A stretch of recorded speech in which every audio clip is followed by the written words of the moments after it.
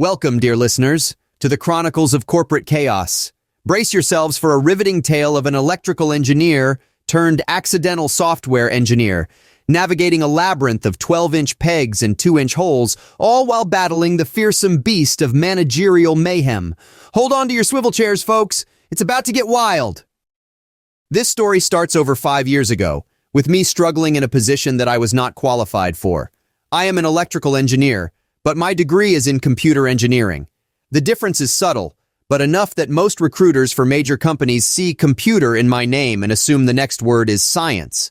Seeing as some of my schooling did include programming, well, to escape significant pay cuts, I accepted a position as a software engineer. That did not go well, but it was a great company, and when I handed in my notice, my old manager said, "If you ever need a job, let us know." The company I was moving to was a giant in their field, with divisions all around the country in every conceivable aspect of that particular genre of engineering. But the main reason for my accepting the position was that I was offered a job as an electrical engineer. Finally, I'd be working in my field. For the most part, things started out pretty well. My first performance review was stellar, as I was put in charge of a small team of hardware engineers to finish a product. Really, I was a go-between for the engineers and program office, since the PMO guys never really liked dealing with the boots on the ground, so to speak.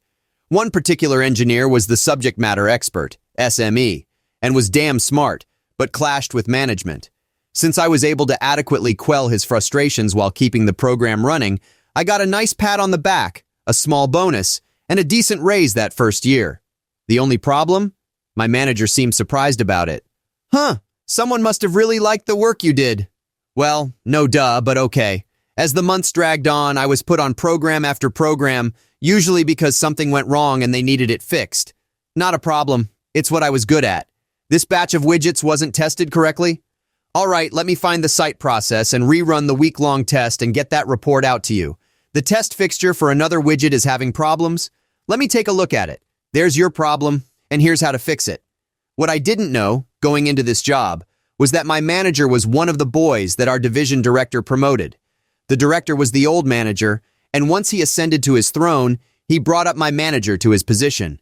My manager and director were in sync, to the point that when an employee went to the director to complain about the manager, Mr. Director invited the manager to the meeting and told the employee, "If you have a problem with him, you need to talk to him about it."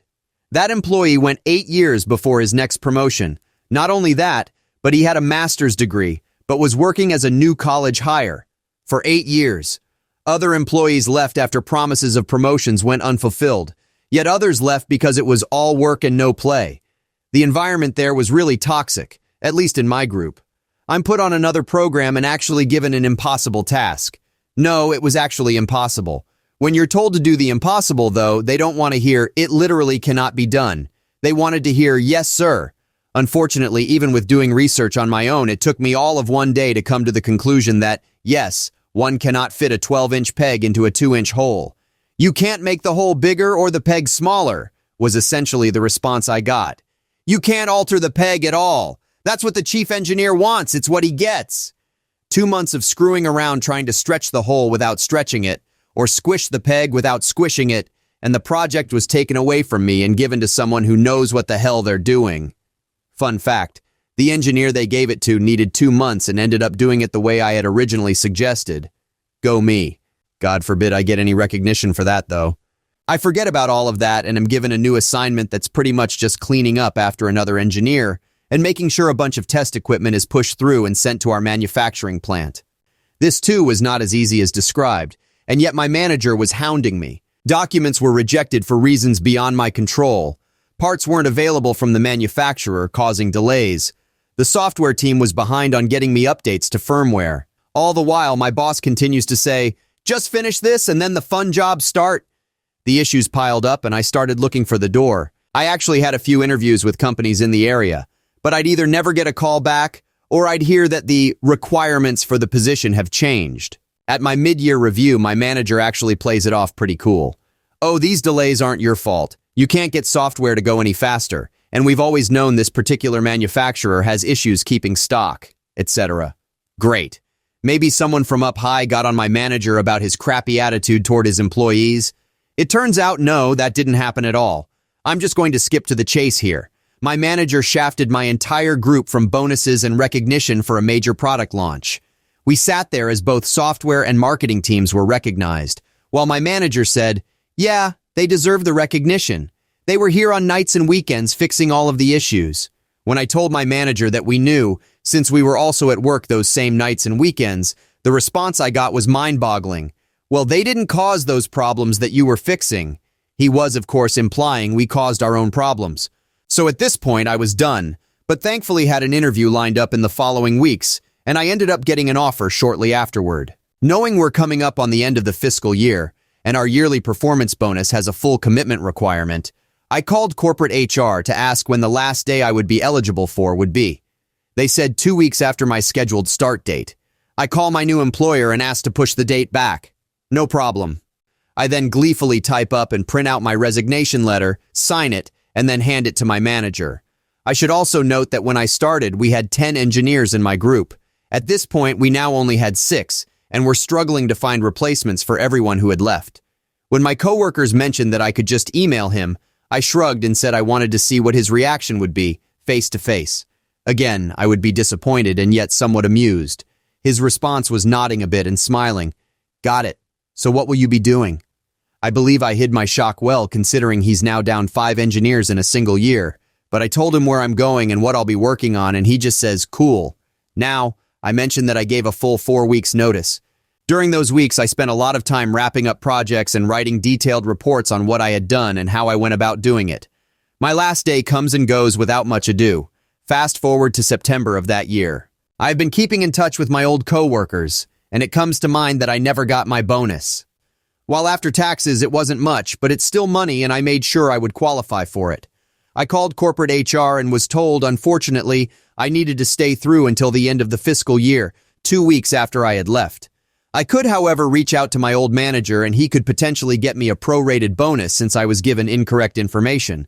So I email my old manager with that information and the response I get is a little unexpected, though I probably should have seen it coming. "Yeah, I knew you wouldn't be eligible for the bonus if you left before the end of the fiscal year, which is why I was confused that you were leaving then. I can't help you." Screw you, dude. He admitted to knowing I wouldn't get my bonus and also that he never discussed it with me. Welp, it was at this point that I knew I had to get revenge, but in order to do that, I needed to bide my time. My new company had lots of openings all around the country, but most required at least 3 years' experience. In my old group, 2 guys were thoroughly entrenched with my manager, so I didn't care about them, but the 3 others I knew I had to get out of there. One of them was someone I considered a mentee, since that was his first job out of college.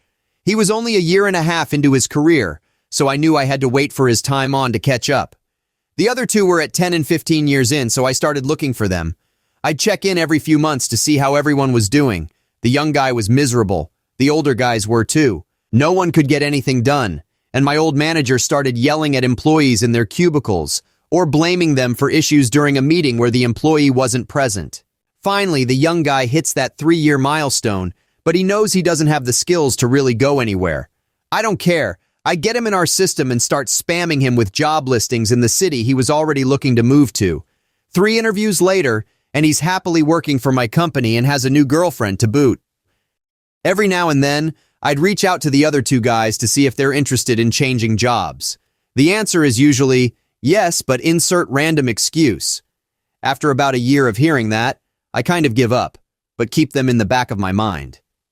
About 6 months later, I get a text from Guy 1 saying, "That's it, I'm done. Can you get me out of here?" Oh, and Guy 2 wants out too. Here's his number.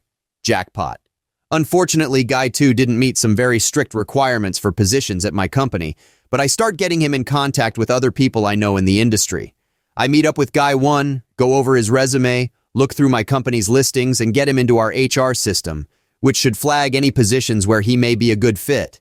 While he does get some callbacks, and while my company is aggressively hiring, he actually lands an interview at one of our competitors and eventually gets a job offer. Awesome. Thankfully, Guy 2 is also able to escape, finding himself in a great position that's closer to his family. Both jobs also came with significant pay bumps, because God forbid my old manager actually fight to pay his employees what they're worth too.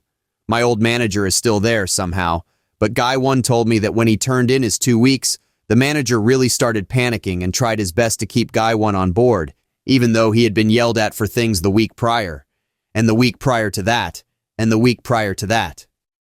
Ah, the sweet, sweet smell of corporate chaos and the ever-entertaining game of managerial musical chairs. Now, isn't that a delectable treat for a Tuesday afternoon? Our hero here, an electrical engineer in the land of computer engineers, already has us empathizing with the classic identity crisis. One can almost picture recruiters squinting at his resume, confusion etched on their faces. Computer, what now? And oh, the joy of being offered a position in your actual field. It's like getting lost in IKEA and finally finding the exit, only to realize you're now in charge of assembling flat-pack furniture for a living. Then we're introduced to the manager, the epitome of corporate nepotism and a veritable maestro at the art of blame deflection. The kind of guy who'd probably push you off a cliff, then ask why you're at the bottom of a ravine. And our hero's task? Jamming a 12-inch peg into a 2-inch hole. Sounds like something pulled straight from a dyslexic Sudoku puzzle. Unsurprisingly, the task was eventually completed, exactly the way our hero suggested. But recognition? Nah, that's like asking for a unicorn that poops rainbows in this place. Then comes the grandest betrayal, the withheld bonus. If this were a Shakespearean tragedy, this would be the moment where the storm clouds gather and the audience gasps in horror. Our protagonist, however, with a sense of poetic justice that would make Shakespeare himself weep, decides to exact revenge. In the end, we see the remaining employees plucked out of the toxic swamp one by one, like baby turtles finding their way to the sea. And our villainous manager, left to wallow in his rapidly sinking ship of a department. To sum up, this epic tale is nothing short of a corporate Game of Thrones with less dragons and more spreadsheets. And our hero? Well, he didn't just survive the realm of corporate treachery, he thrived in it, and in the process became a beacon of hope for his fellow cubicle dwellers. And on that note, we raise our coffee mugs high and toast to the corporate warrior, a beacon of hope in a world full of 12-inch pegs and 2-inch holes. May your bonuses always be hefty and your managers never be jerks. Thanks for watching till the end, and don't forget to like and subscribe for more of these ridiculous stories. Love you all and stay safe out there in that crazy world. Much love. Peace.